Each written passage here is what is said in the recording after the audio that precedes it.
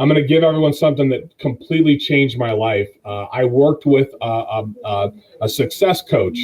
Okay, at one point, he taught me something called D.R.A.F.T. D.R.A.F.T. Okay, draft. So as soon as I have a negative thought, which we all will, we're human beings, I literally say out loud, delete. Or if I'm at my computer, Percy, I'll hit the delete button. You know what I mean? I go, like delete. It. I like it. So that's the D is delete. Replace is the R. I replace it with positive affirmations, okay? I got right next to me, I got, all my affirmations in front of me. So I replace with those things. Where I'm going, what I'm really about, what's the truth? What does God think about me, not that person, And I just focus on that. So delete, replace with an affirmation is the A, focus on it is the F, and T is train your brain. Every time that happens, you do it. That changed my life, Percy, because now I go through negative crap. I get challenges all the time. But I'm down for a second or a minute instead of a week or a month.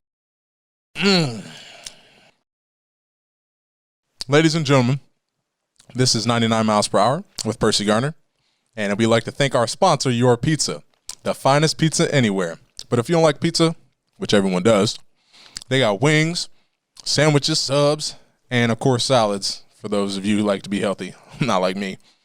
Also, I would like to mention the network that allows me to have this podcast, and that is the Get Level Podcast Network. There's plenty of other podcasts, a lot of content to get through. And also, go check out the website, getlevelpod.com. It'll be up somewhere around here. Go there, check out all the websites. You can also listen.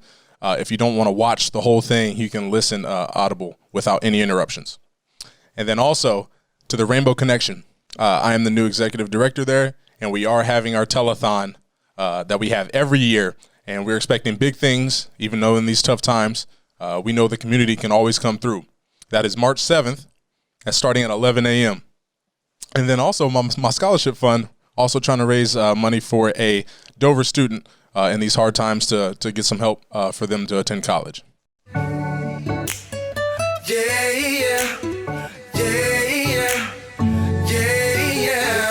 Welcome to me casa, make yourself at home, do your do.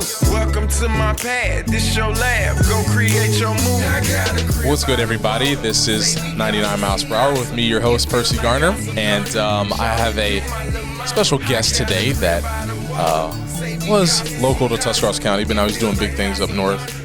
We won't hold it against him for leaving. But anyways, before we get to that, I just want to make sure everybody's aware of the Rainbow Connection Telethon. It's going to be a little different this year, but it will be March 7th, starting at 12. And it's only going to be 3 hours. We're going to have an online auction, as well as, big things going on. We may be switching things up, doing a different season on this podcast. We're going to try to get creative. I'll leave that up to Josh.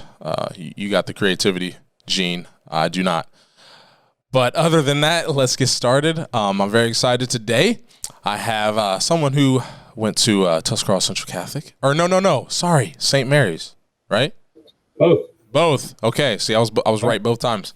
And played football. Was a little bit bigger than me. I'd probably be scared of him if I saw him on the field. He probably would have been chasing after me if we played against each other. But he's older than me. But he did play some college football and started out a career like many of us. And he decided to take control of his life. And now he's balling. So our guest today is Josh Clark. How you doing, Josh? Percy, I'm so excited to be here. You're a stud. I just want everyone to know that you're a stud, and I'm so glad we've become friends and worked together personally. I'm just honored to be here, man. Thanks for having me. Yeah, I guess I want to start it out by saying, Josh works in the financial industry, financial planning, and he helped me and my wife get set up for life. And, hopefully nothing happens to me, but we're set up if something does. But he does more than that. We're going to get into a lot of that here in the episode. But I kind of want to start out with just, obviously you're a successful businessman from T County, which I love to say. And I think it's important that we, just before we dive into, a successful businessman, like what are some habits or, some routines that just kind of, because you're a leader of men and women, and you're running an organization of your own, and you you obviously you may have off days, I don't know, but what keeps you on track and in the right state of mind? Yeah, Percy, I'll tell you, I think I've made every mistake. Here's why I'm qualified to be on your show talking about success and money and business, because I've made every mistake. I've been double dumb a lot of times in my life, and just like everybody, I've gone through ups and downs. The human conundrum is that we know exactly what to do to win in our life. We know exactly what to do to have a great marriage and spiritual life, and most of the time we know what to do with money. Really, we know how to lose weight, but we don't do it. And so I've gone through those ups and downs of having to discipline myself and stay on a schedule and be consistent. Consistency was the dragon I had to slay. And there's a success curve that happens, where most people start something. They start as an uninformed optimist. They're all excited, ready to go, whether it's, financial services or real estate or Forex trading or whatever it is. Then they become an informed pessimist. Oh, crap, this is tough. Maybe I should do something else. And they start and quit all their life. And there comes if you stick with something, if you focus on it like a laser beam and decide that you're going to win, you go through the valley of despair. And that looks different for everybody. Sometimes it's rejection. For me, I've never really cared what other people think of me. I think that keeps people broke and insecure, and that's just not a good place to be. But I struggle with consistency. It's so easy for me to play golf or video games or, stuff that doesn't get me, any place in life. That was my dragon. And every successful entrepreneur has to slay that dragon, has to go through the valley of despair and become an informed optimist. Okay, so now I know what it's going to take. I know it's going to be tough, but I know I can win, and I'm going to keep going until I do, So that's what I had to go through. And maybe your listeners should know that is success is not a straight, upward curve. It looks like this. It's a U, okay? So anybody that's gone through that and achieved freedom in their life and success or built a business or whatever it is, a great marriage, great spiritual life, they've gone through that. And, you might go through it, several iterations of that. I did. So knowing that, Percy did a lot. I'll give you one more thing and then I'll shut up. Don't do that. I don't know if anyone can relate to me on this, but I would have something negative happen. When events happen in our life, they're not positive or negative. We assign emotional charge to them, right? Positive or negative. And so let's say I'd have somebody quit, on me, or really they quit on themselves, or a client changes their mind, or, challenges, right? I would assign a negative emotional, charge to that. And then my thoughts would start getting negative, and my feelings would be negative, and I'd start just a negative downward spiral, and then a month, a week, whatever it was later, I'd be in hibernation, just kind of paralyzed. And then when I finally felt better, I would start working hard again. And Percy, that is just a recipe for disaster, and I think that's what a lot of people go through, is just the negative downward spiral, and they're a slave to their feelings. I'm going to give everyone something that completely changed my life. I worked with a success coach, okay, at one point. He taught me something called D.R.A.F.T, D.R.A.F.T, okay, D.R.A.F.T. So as soon as I have a negative thought, which we all will, we're human beings, I literally say out loud, delete. Or if I'm at my computer, Percy, I'll hit the delete button. You know what I mean? I go, like delete. It. I like so it. So that's the D, is delete. Replace is the R. I replace it with positive affirmations, okay? I got right next to me, I got, all my affirmations in front of me. So I replace with those things, where I'm going, what I'm really about, what's the truth, what does God think about me, not that person, And I just focus on that. So delete, replace with an affirmation is the A, focus on it is the F, and T is train your brain. Every time that happens, you do it. That changed my life, Percy, because now I go through negative crap. I get challenges all the time. But I'm down for a second or a minute instead of a week or a month. And that's the difference between successful people and, people that aren't winning usually, is, how fast they bounce back. So That's how I'd answer your question. Well, the key thing I picked out of what you just said, because I went through it a lot in baseball, and that's the cycle. You know, I wish I kind of knew about, hey, you know, maybe I shouldn't think about this negatively. You know, maybe give it a minute, and then, like you said, you know, draft it and delete it, replace it, you know, and affirm it, and so on and so forth. But me, you know, I felt like if I walked in the subway, I had all my stats from my previous outing on my forehead, and the subway workers preparing my sub is like, wow, this guy's terrible at baseball and all that stuff. And I let it affect me. And the word you use, I was a slave to it. I was like paralyzed on the mound sometimes. I couldn't even pitch. It was weird. And, you know, but now I'm in a zone where I feel very confident. And when you're confident in yourself, you know, great things can happen. But that all comes from, you know, your thoughts. And I think that was key. I'm glad you shared that with us. Now, you being, you know, leader, usually it's easy to be in front of your employees or your partners in business, and being able to talk to them right in front of their face and inspire them, and you know, get personal and intimate and have a better relationship with your peers. But with COVID, it's been a little different. So, you know, how's the leadership been, I guess, with this social distancing and all offices being closed? Okay, I was worried at first. Our business exploded through COVID, and up to now, we've I don't even know the percentage. We're up like 50% year over year. Well, you know, at the end of last year, I thought COVID was going to be tough, and it wasn't. I think, Percy, it exposed people. You know, like I didn't have to sell you on getting out of debt, and you and your wife doing better financially and investing and having, you know, enough life insurance to replace your incomes to each other. I didn't have to convince you. You wanted that, and you're rare. You know, like I said, you're a stud. But I think COVID exposed people that, holy crap, I don't have an emergency fund. I'm totally at the whim of my employer. My income can be taken away. I don't own it. You know, and you know what?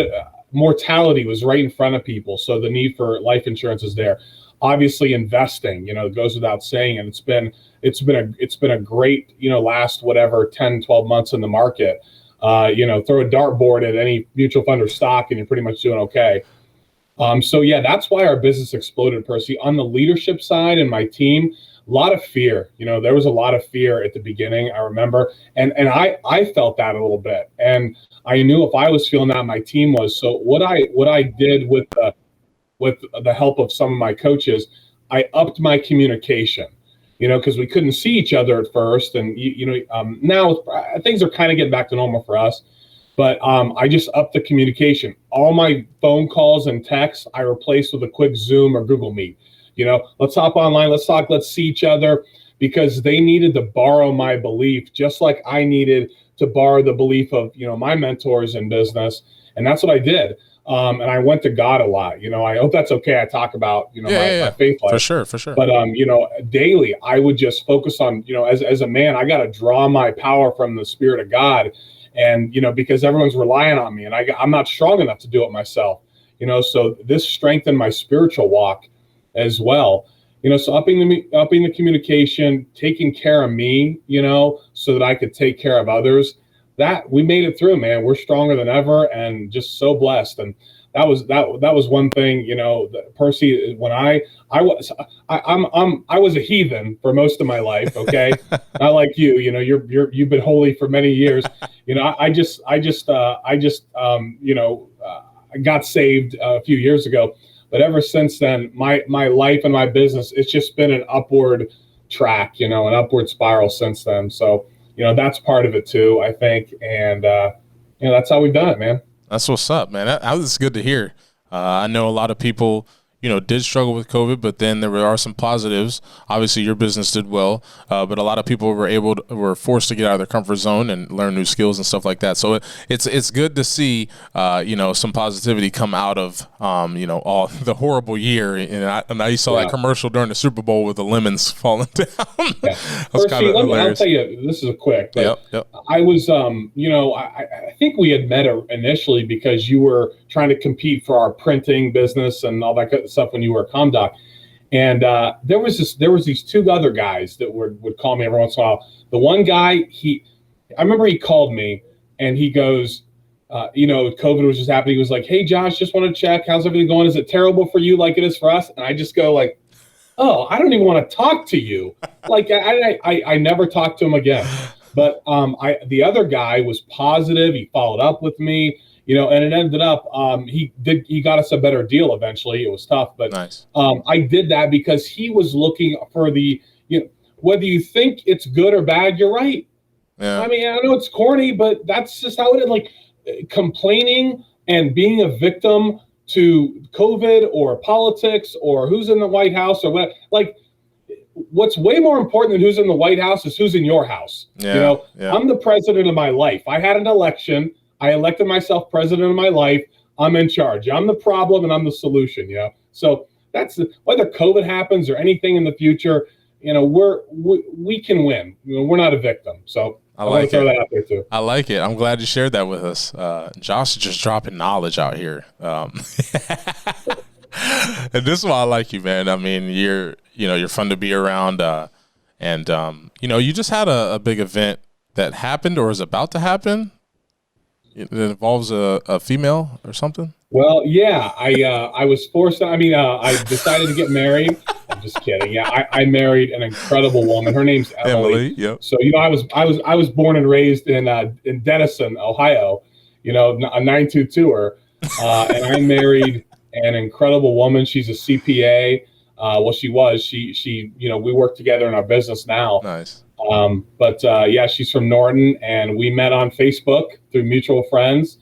And our first date was 7 hours. Fast forward, got married in October, and it would have been so easy to postpone everything, but we went ahead and did it. We're so glad we did, and I'm grateful to say there was no issues, no one got sick or anything, and we danced till 12 in the morning, Percy. Dang. I was throwing the DJ 20s to keep going. It was a really fun time. I needed that sweat. I needed to be there dancing so I sweat, man. I need to get some exercise. Well, come to a party with us, and you'll get there, man. So that's what happened. That's what's up. Well, just share about. Obviously, you said you're Denison, 922, and we all know what that's about here.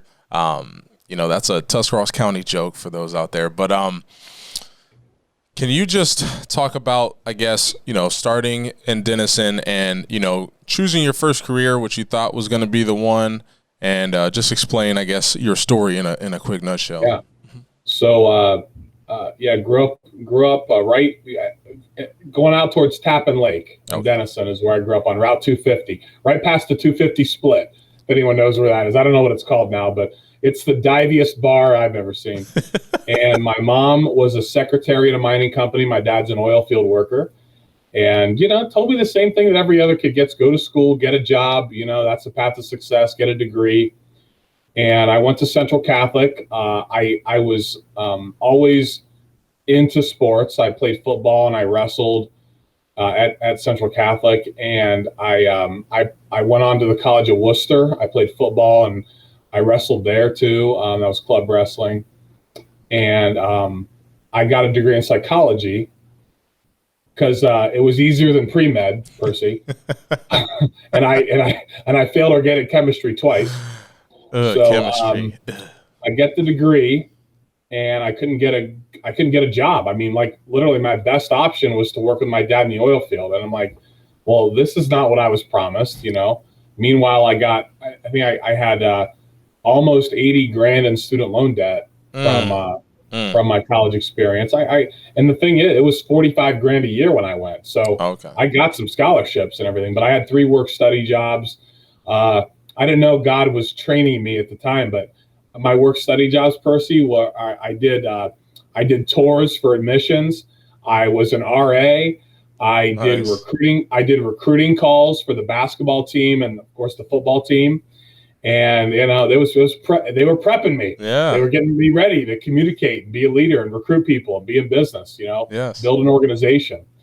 Yeah. So that was the College of Worcester. By the way, tell me to stop. Tell me, I talk fast. So tell me to shut up if you want to. No, just keep going. This show is for you to talk. Question, So I couldn't get a job really out of Worcester.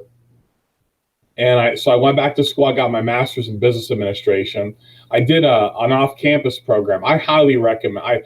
I don't think too much of college. I might offend somebody on the viewing, but I don't think much of it. I think that everything you need to learn is free online, pretty much. I think that most people would be way better off starting a business or getting into a trade. I'm a big fan of community colleges. I think those should be free. And people put this value on going to Harvard or someplace where you pay you graduate a ton of student loan debt to make 50 grand a year. It's insanity. So and anyways, I didn't know that at the time. Again, I was following the typical track: go to school, get a job. So got my MBA, and I started working in healthcare, Percy. So I got a job at a nursing home out in Baltic, Ohio. I don't know if that's still technically Tuscarawas County. It's out past Garraway and Sugar Creek, Yeah. And I just did some work. I worked out at the YMCA in Dover. Met the guy that was the administrator there. That's how I got in there. And then I started working. I kind of put out my feelers. I've never once put my resume online. I've always just gone to my network, like who does what and who's in a position where they could connect me with somebody. And that's how you build a business, by the way. I didn't know that at the time. And this lady worked for Brookdale Senior Living and got me an interview. And I moved to Cleveland, got the job, moved to Cleveland, and I ran an early stage Alzheimer unit for Brookdale Senior Living. I was probably, even though I had the degrees, I was probably underqualified. I mean, I didn't know anything about, any of that stuff. But, just that doesn't matter, really. If someone's willing to give you a shot, you can learn and just figure out how to win. So I did that for a little less than 4 years. And Percy, I experienced some things that I'm sure some of our listeners have experienced. I was lied to about raises and promotions that were promised to me. I had drama, politics, that kind of stuff. And I didn't hate my job, really. I just didn't know what else was available. And the company I'm involved with now, they, in financial services, they came into Brookdale and did a presentation for the employees. And I learned more about money and personal finance in like 15 minutes than I had learned my entire life. And I remember thinking two things. I was like, number one, I need this. I need to fix my financial house because it's a mess. Yeah. And, I was living paycheck to paycheck, $700 a month student loan payment. If someone tried to rob me, they'd just be practicing. I was pretty broke, too much month at the end of the money kind of thing. And, but I had a good job, Percy, I made $50,000 a year. Yeah. But it was all going out the door to student loans and my car payment and rent.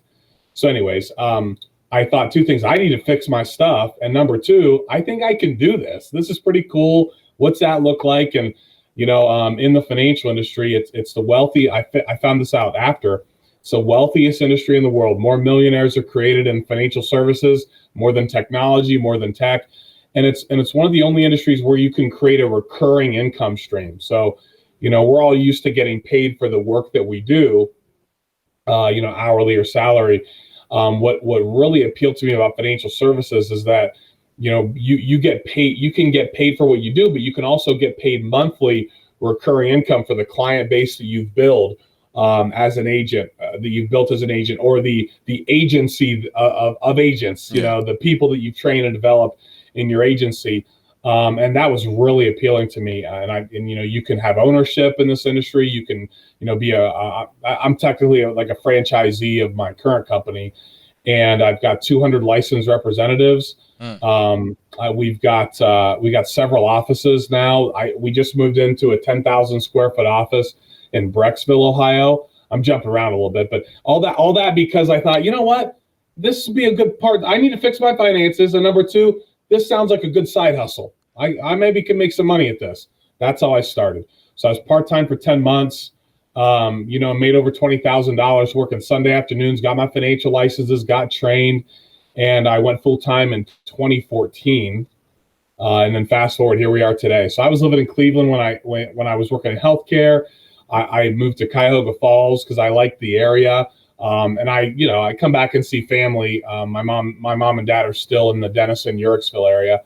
And then, as I grew my organization, we just found this great space here in Brecksville, Ohio. So that's how we got here. I mean, that's pretty much my story. You talked about, Emily, we got married, and some people, again, that's just being negative, but they're like, oh, don't stay in T County, or, that kind of stuff. It's just silly. There's opportunity everywhere. Yeah. You just got to be looking for it, and I have very fond memories, of my time growing up, in Denison, New Philly, Dover, frequented, maybe a Crocker's bar a little too much, and the Gathering Place or whatever. I don't know if I think they're still there. It's called Factory now. But yeah, just great. I still have a lot of friends from high school and grade school, and people from I have a lot of clients in the area too. So I get down pretty often. That's what's up. I don't know, whatever else you want to ask me about my story, but that's pretty much it. I mean, just went from blue collar family, thinking maybe there was a better way. Turns out, there is, if you're looking for it. I didn't want to do the 9 to 5 till age 65 thing. I wanted a big life, Percy. I don't know if anyone else feels like I feel, but I want to be somebody. You know what I mean? I want to be somebody. I want to make an impact with my life. I want to make a difference. I want the world to know I was here. I want to be the go-to person for my family. I want to be, a stud like Percy Garner, That's what I want. So I was just looking for a way to do that. And if people out there, if you feel like that, look for the right vehicle. Most people, they want a big life. They want a big income. They want freedom, but they're in the wrong vehicle. I saw someone complaining about their job, and I go, change your job. Yeah. Start a business, do something about it. Yeah. We're okay complaining, about it, but when it comes time to do something, all of a sudden they find reasons and excuses and problems and negative stuff. Whatever. The funny thing you say about that is our last episode with Rob. He talked about that in a different manner, but he talked about that. A lot of people, and I'm gonna paraphrase. If you have an idea or you have a dream, a lot of people will just go to the grave with that dream. They've never tried to go get it. They just said, oh, that'd be nice to do that. But then they don't have either the courage, or they have fear because other people are discouraging them, because those same people had the same fear and didn't want to go after their dreams. So it's something that, plagues a lot of people. And I'm glad you brought that up. Percy, and you know what? I think being afraid of change, and it's normal. It's natural. It's part of our, but it's fake. It's not real. It's a childlike fear that people hold on to like that. I think you should be a little afraid of a change or taking a risk, but you know what you should be way more afraid of? Being broke, or your life in 10 years or 5 years from now being the exact same as it is now. That's what we should be afraid of, not, dying with regret and stuff. Yeah. That's what we should be afraid of, man. Yeah. And the things that I've seen on another podcast that I watch, it's called I Am Athlete. I think I brought it up with Tristan from the Indians. I was watching, and they were talking about the 3 L's, because they had a financial guy on there who had played in the NFL previously. And it was, liquidity, longevity, and legacy. And I'm trying to, fulfill all those buckets. And, it doesn't have to be, especially in this area. I know there was someone who passed away a few years ago who gave over $1 million to an organization in our county. And she just had a normal job her whole life, but she was very, smart, and she just saved her money and didn't care about pleasing people, didn't have to have the best car, and was just, she was very frugal with her money, and she was able to contribute to her organization and change the whole organization. So things like that, it really resonates with me that people, because, obviously when I got drafted, the first thing I did was buy a car. Every person does that, of course. But, over the years I've learned, how to be smarter. And, obviously my wife has a lot to do with that. But, and then people like you, Josh. So I like talking finances and learning and being, financial literate, and just knowing, and having a plan, because most people I think don't have a plan, but outside of Percy, yeah, you said that, like, yeah, it's there's two parts of the equation. All right, to financial success is the first is knowing what to do with your money, and the second part is making more money if you need to. yeah, There's two parts of the equation. But like I just pulled out a financial interest calculator that's free to anybody online. Look at this: $100 a month invested in a good mutual fund for 30 years. That's 300 grand. Everyone can do $100. yeah, So what $1,000 a month would be what 3 million essentially. So like you don't have to make big money to make a big impact, but you do need to sacrifice in some way. You can't be living like the world's going to end tomorrow or something.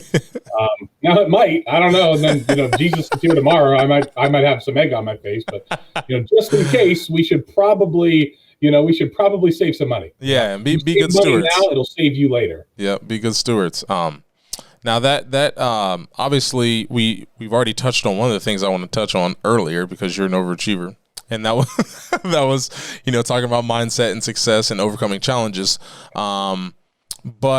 And then we also kind of touched on having the courage to leave your job and make change and go after something that you felt you could feel passionate about and not just feel like, oh, I'm going to work on Monday, because I don't think you probably, with your current situation, like Sunday night, like, oh man, I gotta go to the office tomorrow, and that's I remember something. the Sunday night six, right here, thinking about going to work the next day. And no, you're right. I have not felt that. Look, there's no such thing as Percy. Again, this might offend somebody, but every time I say that, you're like, oh God, what's he gonna say? But I think a big mistake people make is they chase their passion. And I wasn't chasing my passion for this. I was chasing opportunity. Okay. Yeah. And through having success and making an impact, all of a sudden I woke up one day and go, I'm really passionate about this. Actually, it was like a conversation like this with somebody, Percy, where I'm just spitting fire and talking about it. And all of a sudden they go, you're really passionate. I go, oh my God, I guess I am. I wasn't chasing my passion is golf and video games. Yeah. That's my passion. I mean, Well, nowadays you can get a scholarship and make money playing video games. Oh, say it again. I said nowadays you can get a scholarship and make a lot of money playing video games. I haven't figured that one out, but I'm sure it's possible. No, it's very rare. But obviously we've been talking about a lot of good stuff, and I want to make sure I do touch on a couple other things. I got something for you. So what do you think? Because this is something over 2020, maybe a little bit of 2019. It kind of, someone said this, and it, I used to use the word motivated all the time, but when you compare the word driven and motivated, how's that sit with you? What's your opinion on that?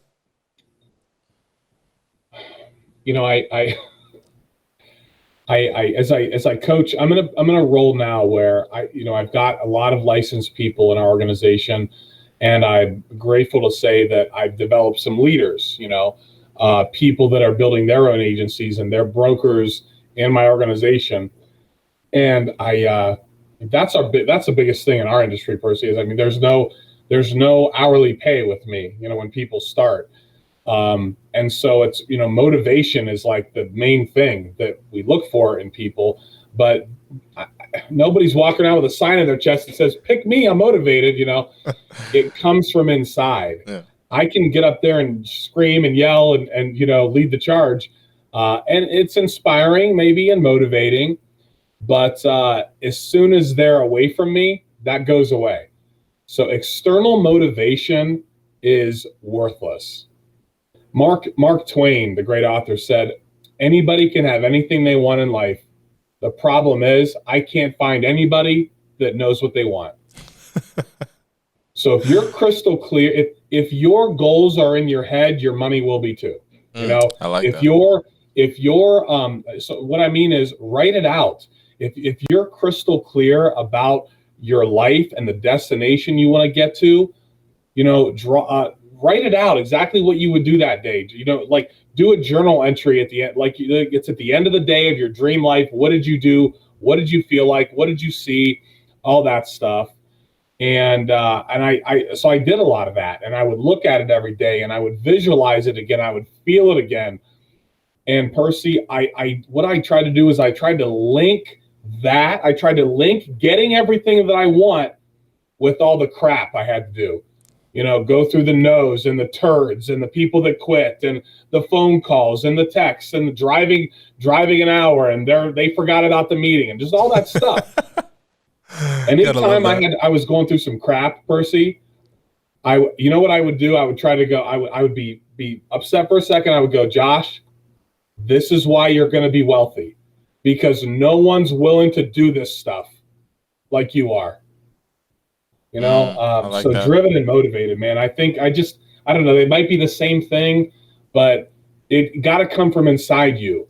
It's got to come from, you got to know your why.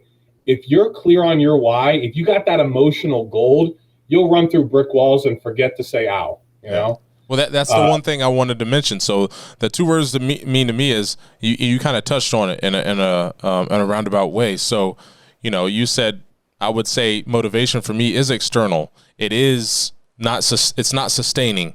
It's temporary, and being driven comes within you. Like that's just something that you are, and it's always there. You're not going to be someone who sits on the couch and eats potato chips and just doesn't want nothing. I do that, but I'm just saying. Yeah, man. Percy, look, like I said, I've gone through ups and downs. I made every mistake.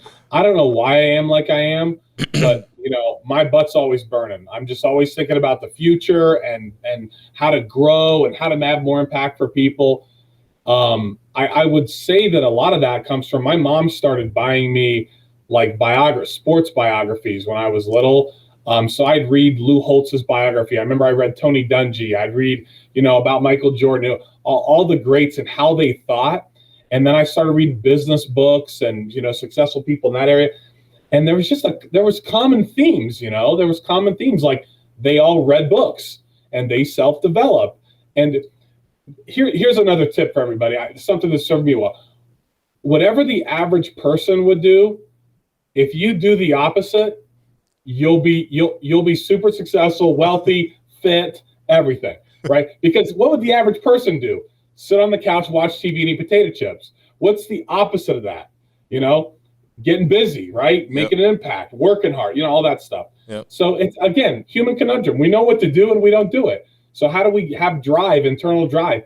Be very clear about what you want, write it out, and decide you're going to do it. Yeah. It really is simple. That's especially when you explain it like that.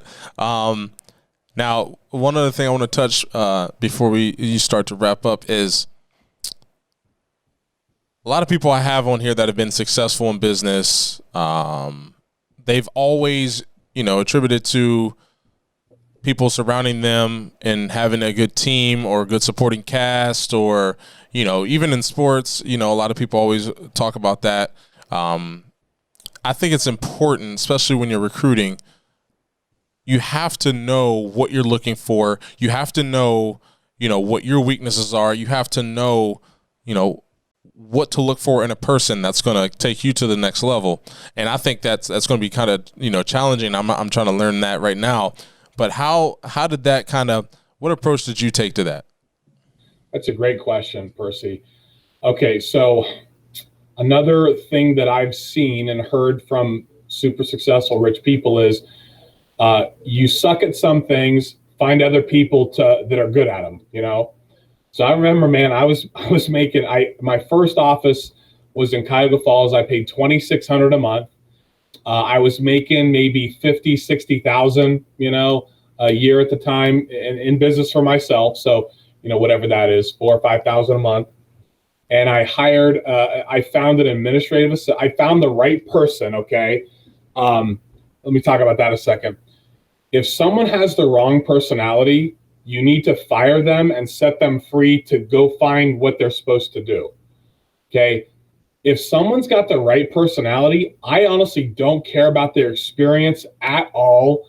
I can train them how to work and be successful in my business. I can teach them what I need. They'll figure it out.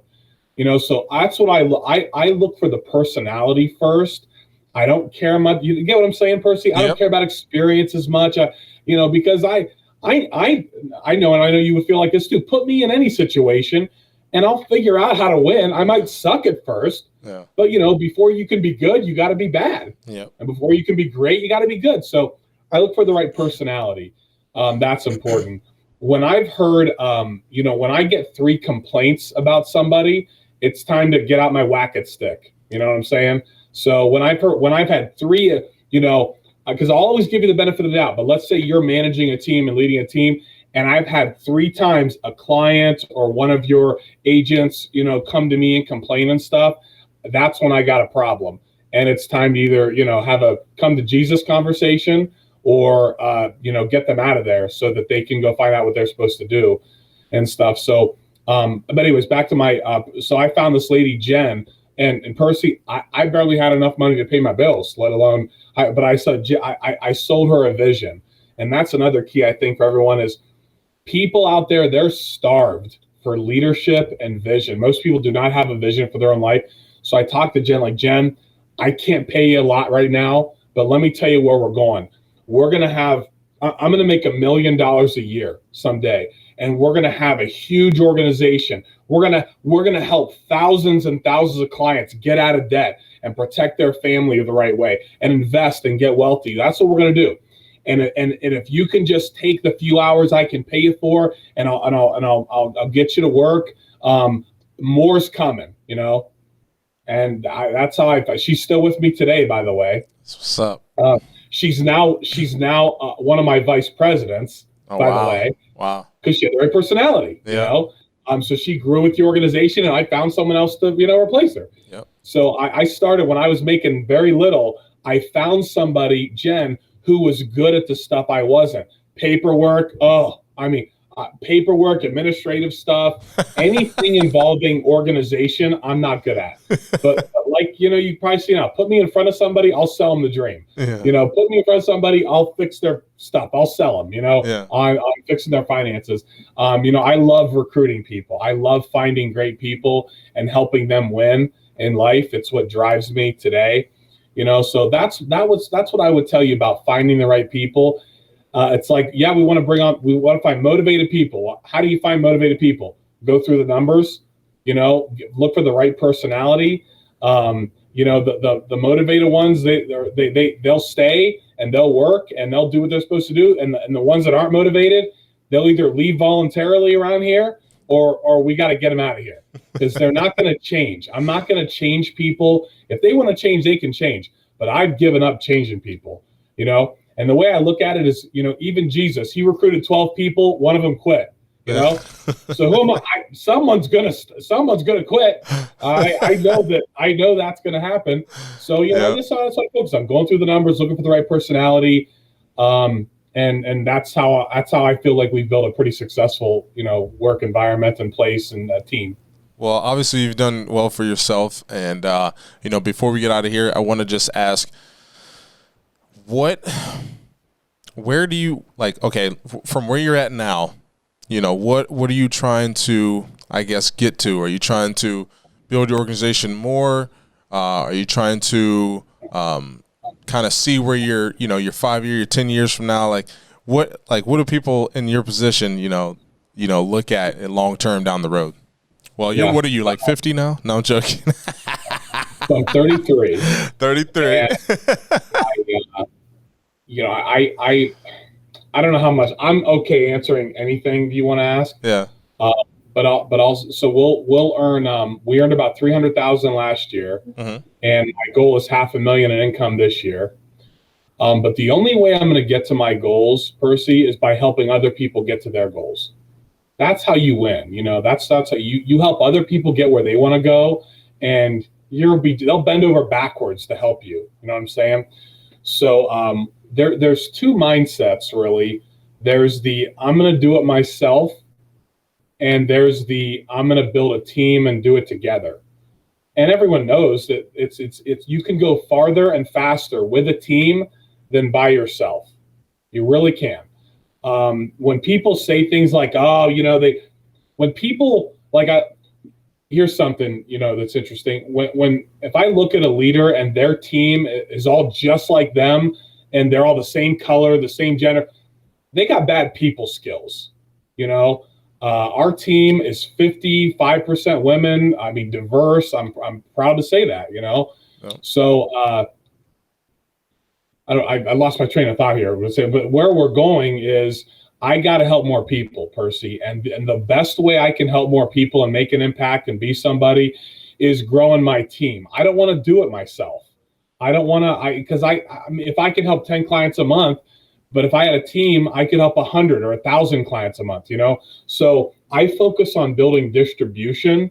I'm an agent. Yes, I help my clients like you and your wife, and however many I have now, 200 or 300 personal clients. But I know that the key to wealth and freedom of income is by building distribution, is having many, many, many agents under me, in the organization. And the more we do that, the more people are going to help, and the more bulletproof I am, because if I get, a lot of people are going through life, Percy, they're flying. It's like flying a plane at 5,000 feet where all the mountains are. You're going to crash into a mountain. Something's going to happen. You'll get sick. You'll have, cancer. You'll have COVID, whatever. Okay. The 30,000 foot flight is building a team and finding a way to get into business for yourself, building a storm shelter, saving money, getting out of debt. That's building your storm shelter of life. So, those are just some of the things I focus on. The mindset that I have is, I don't need to do it myself. I don't need the credit. In fact, I'd rather give the team all the credit. I'll take the money.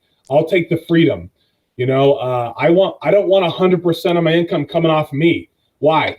Because no one wants to buy it. Because I can't sell it, Percy. If I die, what's Emily get? Nothing.